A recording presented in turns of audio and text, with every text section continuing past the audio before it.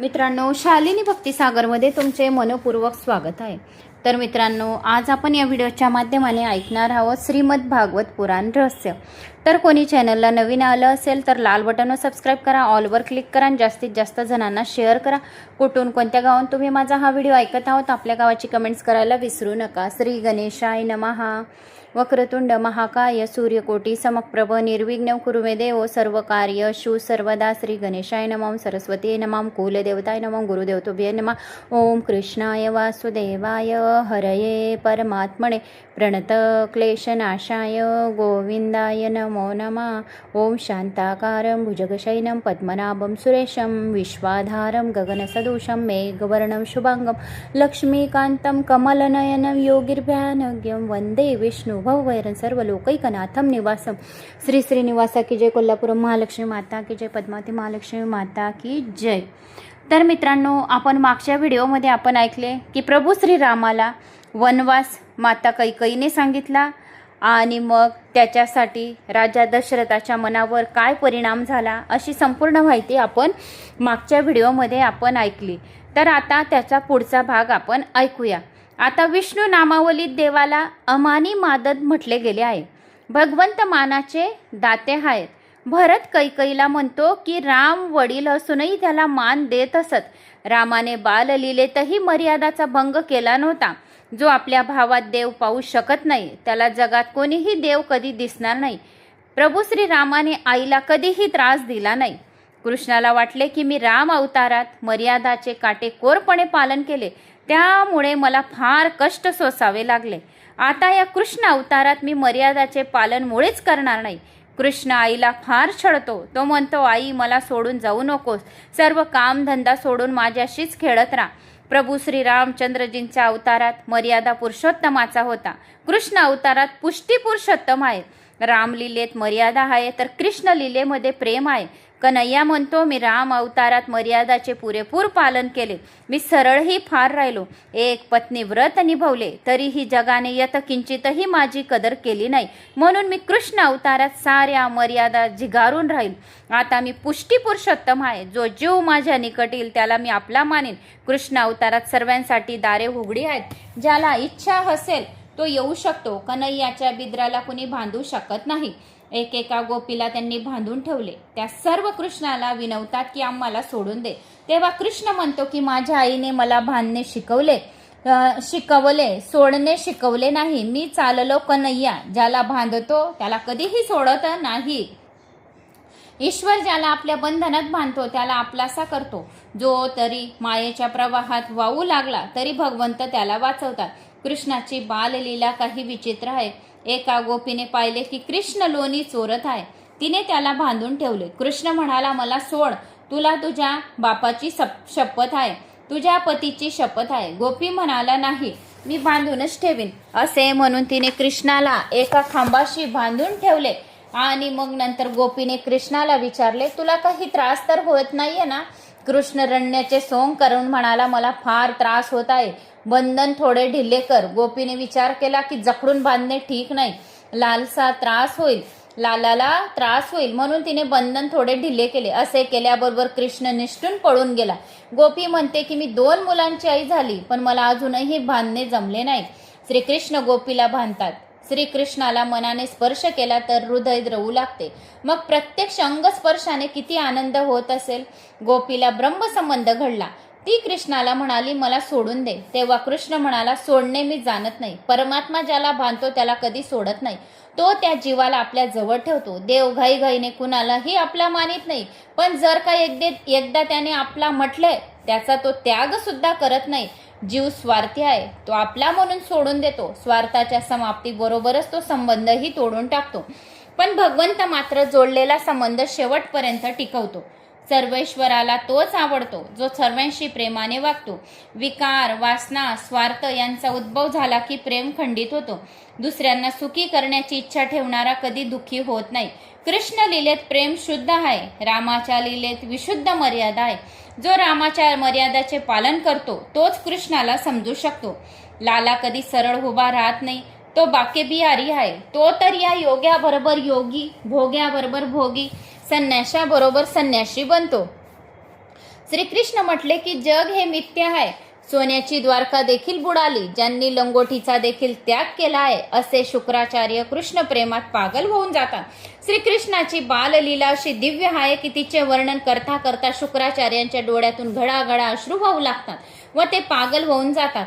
महायोगी हसतच नाही, म्हणून त्यांना रडण्याचा प्रसंग सुद्धा येत नाही. श्रीकृष्ण भोगी नाहीत, योगी आहेत. भक्तीत दुराग्रह ठेवू नका. राम कमी आहेत आणि कधी मानू नका. कृष्ण आणि राम दोन्ही अवतार परिपूर्ण आहे. प्रभू श्री रामचंद्रांच्या बाललीलेचे वर्णन अधिक नाही. ते वशिष्ठांच्या आश्रमात विद्यार्जनासाठी गेले होते. संसार मायामय आहे. या मायेत आल्यानंतर भगवंतालाही गुरुची आवश्यकता असते.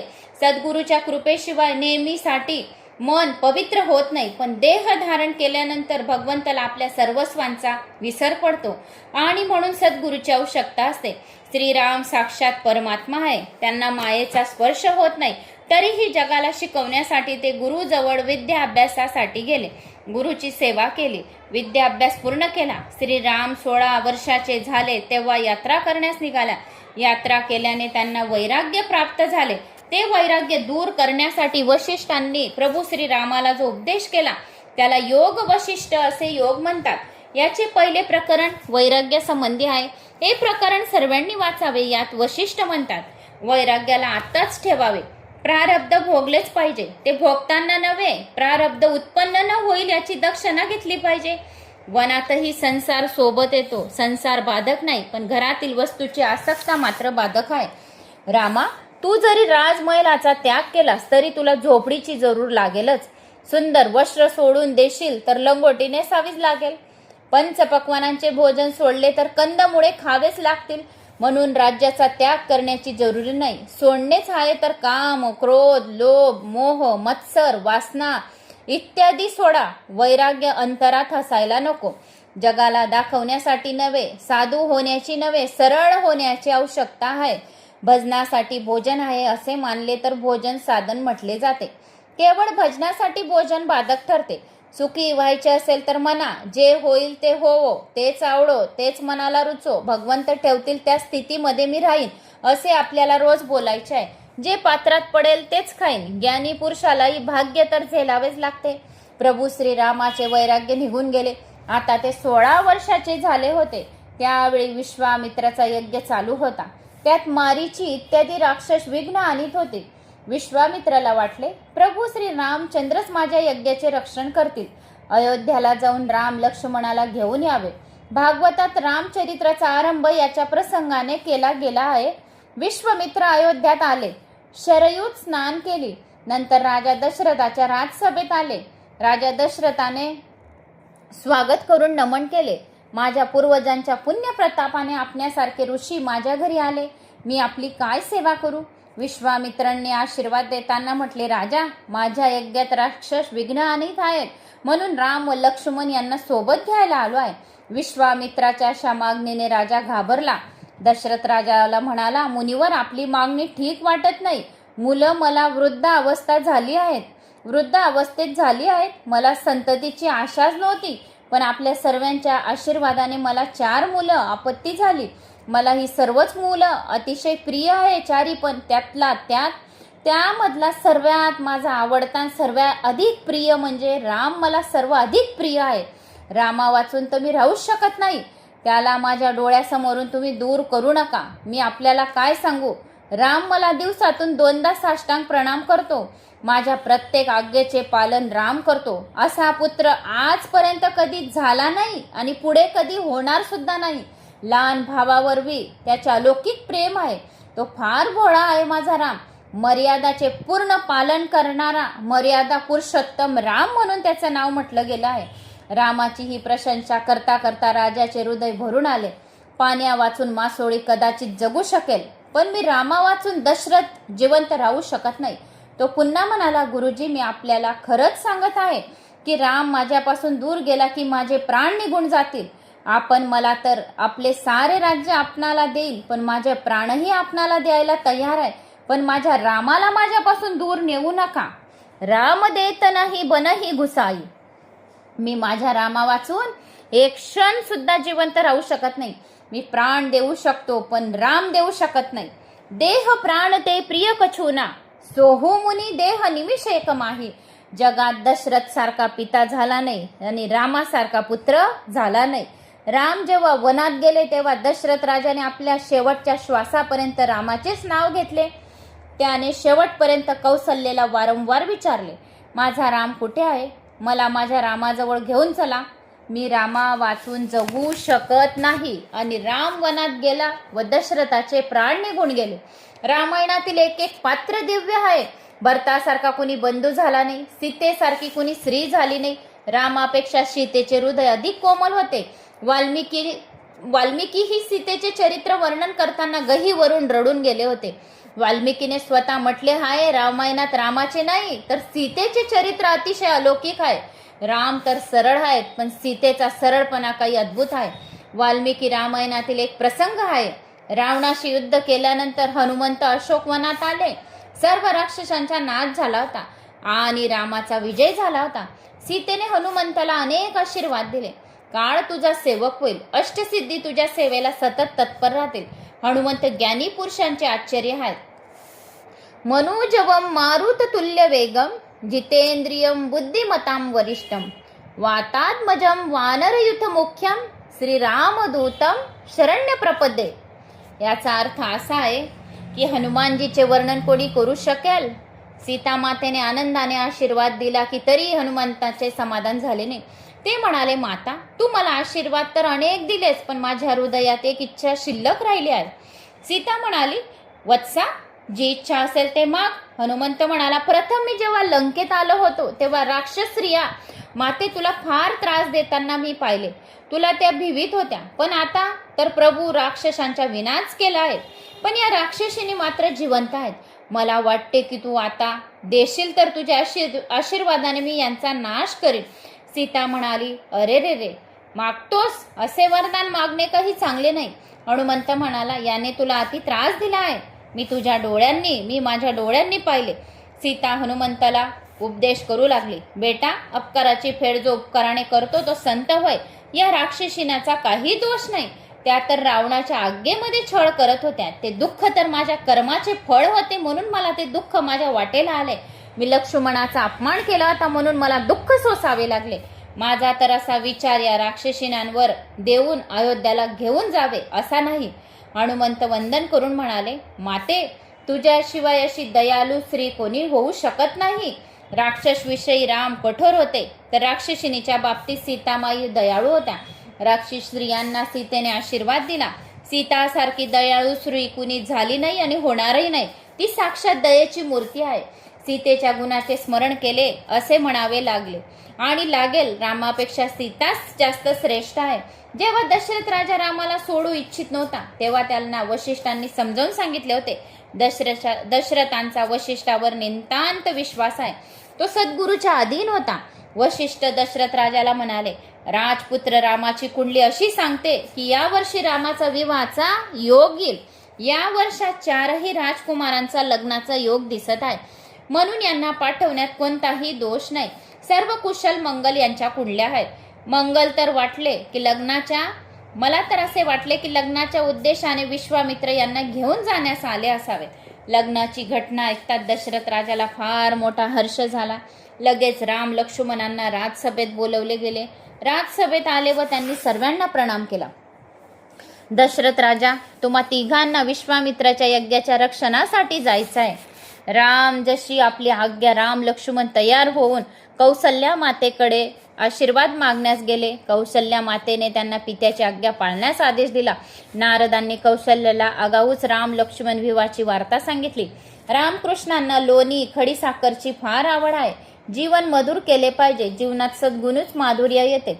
सर्वांचा मान राखा तर तुमचेही जीवन साखरेसारखे गोड होईल.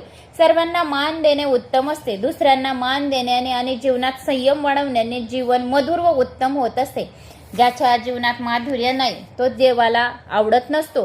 विद्यादान, ज्ञानदान, द्रव्यदान यापेक्षा सुद्धा आहे मानदान सर्वात श्रेष्ठ आहे. आणि आजच्या जमान्यात कोणी मानदान करत नाही. यासाठी एकही पैसा खर्च होत नाही. मानदानासाठी सर्वांना मान द्या. जो कर्कशवाणी बोलत नाही, तो कुणाचे अहित करत नाही. त्याच्या जीवनात साखरेसारखी गोडी निर्माण होईल. कौशल्या विश्वामित्राला म्हणाली, माझ्या रामाला लोणी खडी साखर खायला द्या, नाही तर तो अशक्त होईल. जेव्हा विश्वामित्र सोबत राम लक्ष्मण जाऊ लागले त्यावेळी किती शोभमयान यात्रा दिसत होते. अरुण नयनवर बाहू बिसाला, नील जलज तनु श्याम तमाला, कटीपटी तित कसे वर माथा, रुचर चाप सायक दऊ हाता. विश्वामित्र म्हणजे साऱ्या विश्वाचे मित्र होते. विश्वस्य मित्र सा विश्वामित्र.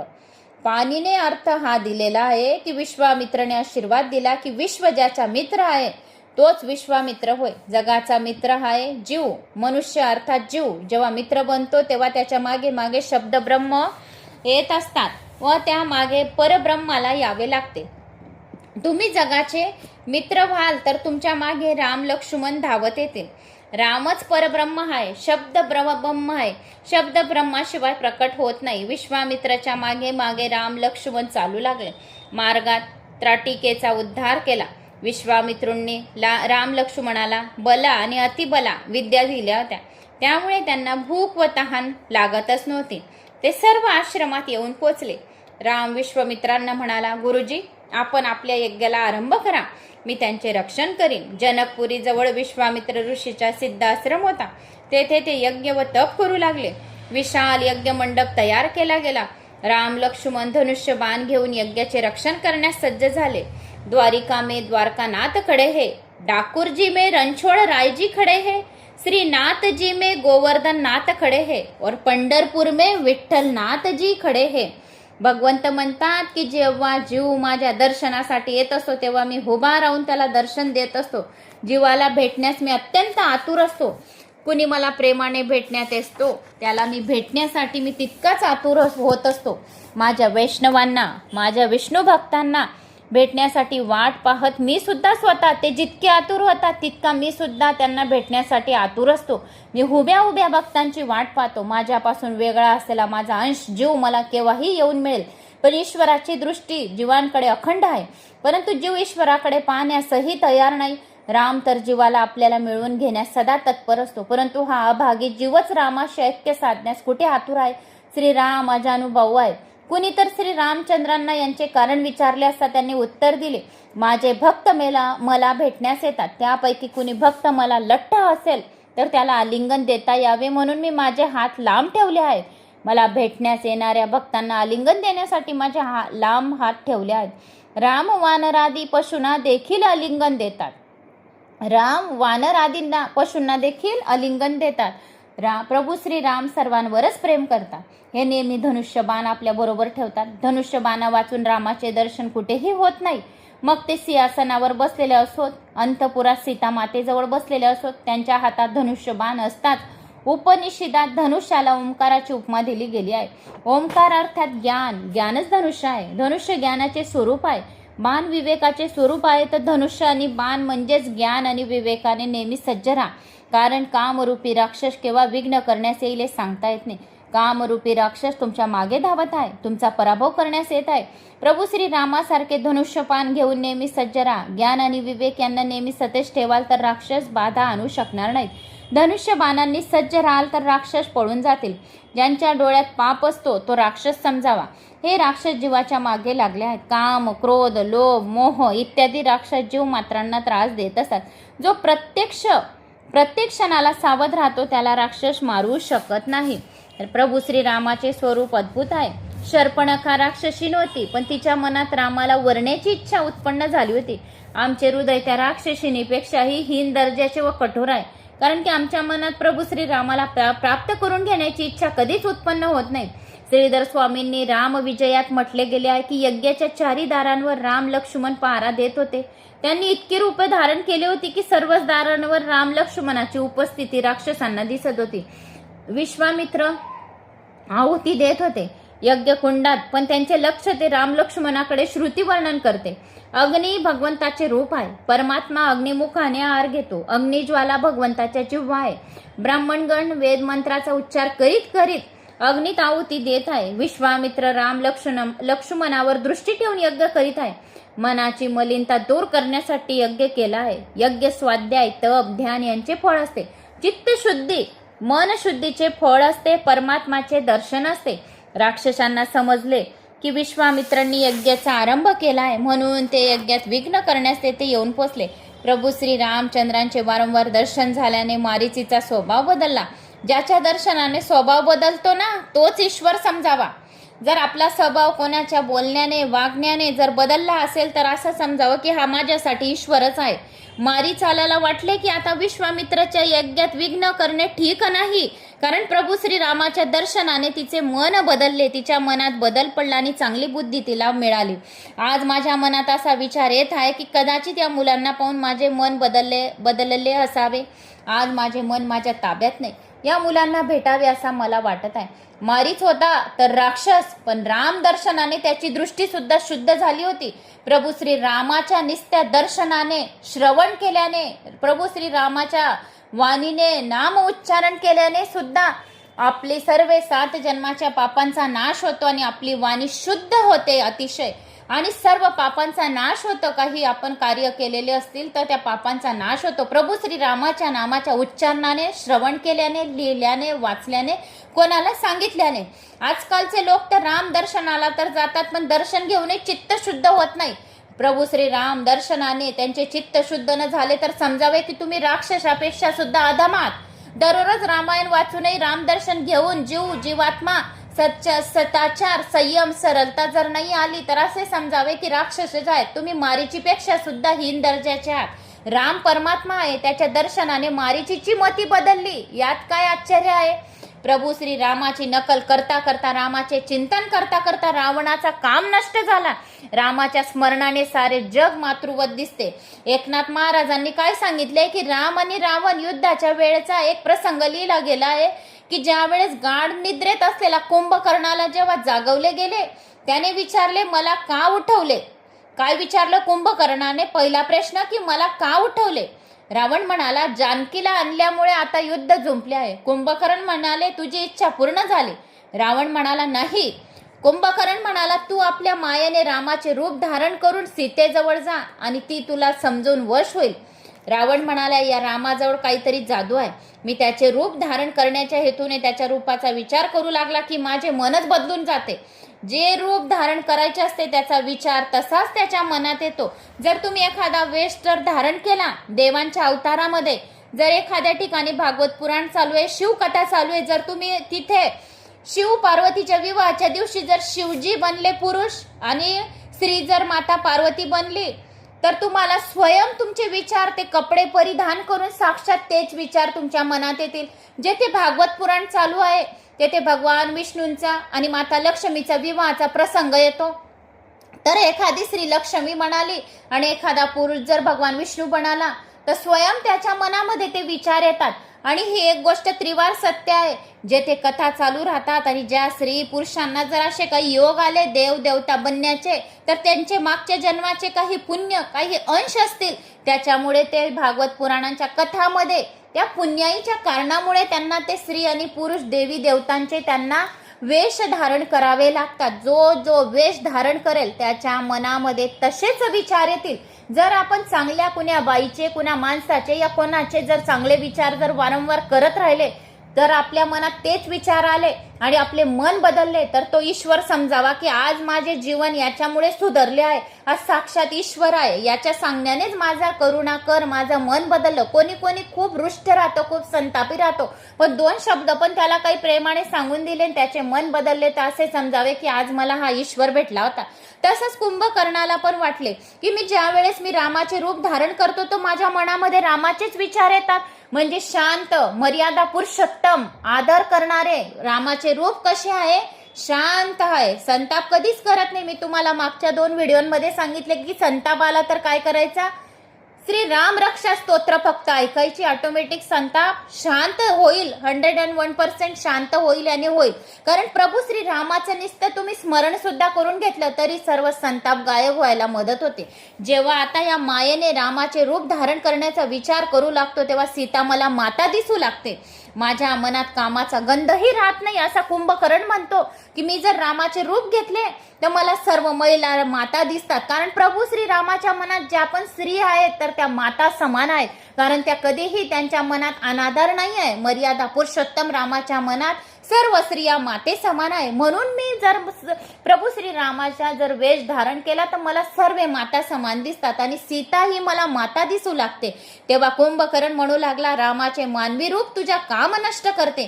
ज्याचे नकली रूप इतके प्रभावशाली आहे तर त्याचे मूळ रूप किती प्रभावशाली असेल, असे रावणाने म्हणाले. म्हणून राम खरोखर परमेश्वर आहे, नारायण आहे, विष्णू आहे. तू तर अतिशय कामी आहेस, तरीही तुझे मन रामाच्या स्मरणामध्ये निष्कामी बनते. म्हणून राम निश्चिंत ईश्वर आहे.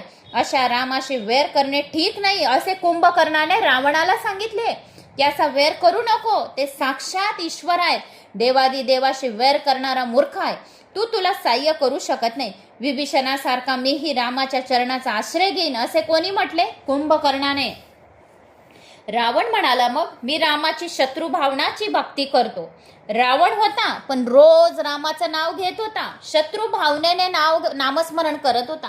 कोणत्या ना कोणत्या कारणास्तव जर तुम्ही देवाचे नामस्मरण करत राहिले तरी सुद्धा तुम्हाला त्याचे पुण्यफळाची प्राप्ती होते. आता रावण, त्याला माहिती होतं की माझा आणि मला राम हे माझा म्हणजे मृत्यू करेल, म्हणून तो रोज रामाचं नामस्मरण करत होता. पण करत होता ना तरी सुद्धा त्याचे पाप नाहीशी होत होती.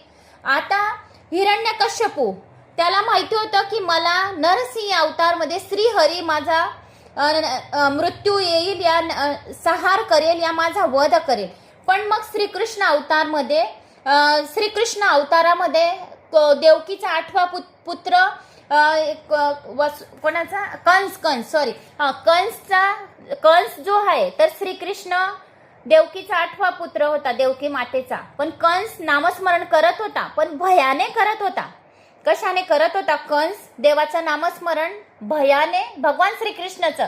पण तरी पण त्याला नामस्मरण ते भयाने का करेना, पण देवाचं नामस्मरण केल्याचे पुण्यफळाची प्राप्ती होत होती. रावण युद्धानिमित्त का असेना, पण कशाने की माझा वध करेल या निमित्ताने का असेना, पण रामाचे नामस्मरण करतच होता.